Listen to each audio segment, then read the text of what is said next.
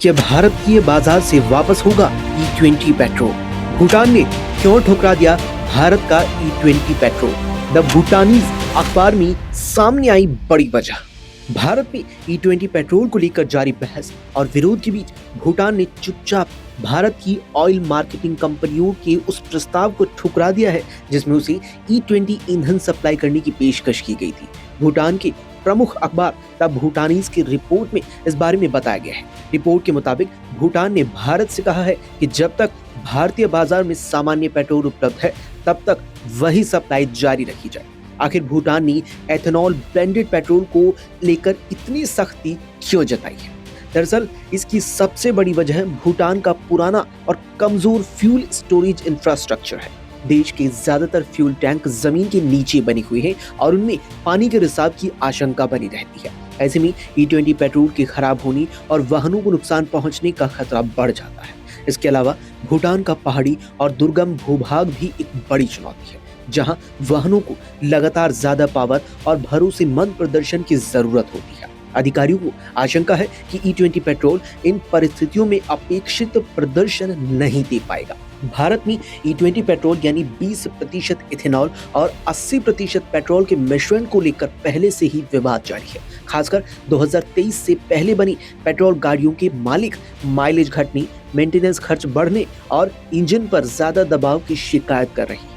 हालांकि सरकार का कहना है कि E20 से माइलेज में मामूली कमी आती है, लेकिन इसके बदले इंजन की परफॉर्मेंस और एक्सेलरेशन बेहतर होता है। हमारे देश की E20 पॉलिसी का सीधा असर भूटान पर पड़ता है, क्योंकि वो देश अपना पूरा ईंधन भारत से ही आयात करता है। भूटान फिलहाल भारत के उच्च गुणवत्ता वाला एक्सपोर्टेड ग्रेड पेट्रोल और डीजल खरीदता है, जिसकी कीमत भारतीय पेट्रोल पंपों पर बिकने वाले ईंधन से ज्यादा होती है। लेकिन अब भूटान ने ट्रेड डिपार्टमेंट में इंडियन ऑयल कॉरपोरेशन लिमिटेड, भारतीय पेट्रोलियम कॉरपोरेशन लिमिटेड और हिंदुस्तान पेट्रोलियम कॉरपोरेशन लिमिटेड जैसी भारतीय कंपनियों की E20 सप्लाई की पेशकश को साफ तौर पर ठुकरा दिया है। भूटानी अधिकारियों के मुताबिक पुरानी अंडरग्राउंड टंकियों में पानी का रिसाव आम बात है। ऐसे में E20 पेट्रोल को सुरक्षित रखना मुश्किल होगा।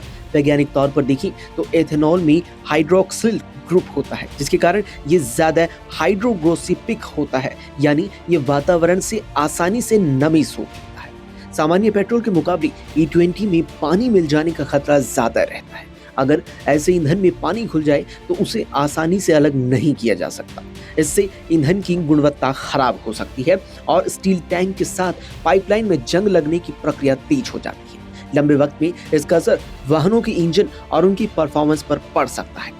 भूटान सरकार ने कहा है कि देश के कई भूमिगत स्टोरेज टैंकों की मौजूदा स्थिति को देखते हुए एथेनॉल ब्लेंडेड फ्यूल का इंपोर्ट और स्टोरेज क्वालिटी बनाए रखने के लिहाज से हमारे लिए चुनौतीपूर्ण साबित हो सकता है।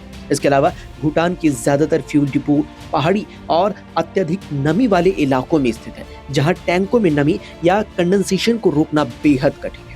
इसी वजह से भूटान ने भारतीय तेल कंपनियों से ये अनुरोध किया है कि अगर भविष्य में भारत पेट्रोल में इथेनॉल ब्लेंडिंग की मात्रा और बढ़ाने या पूरी तरह एथेनॉल आधारित फ्यूल अपनाने की दिशा में आगे बढ़ता है तो पहले से जानकारी दी जाए। साथ ही लीक प्रूफ फ्यूल टैंक उपलब्ध कराने की भी मांग की गई है।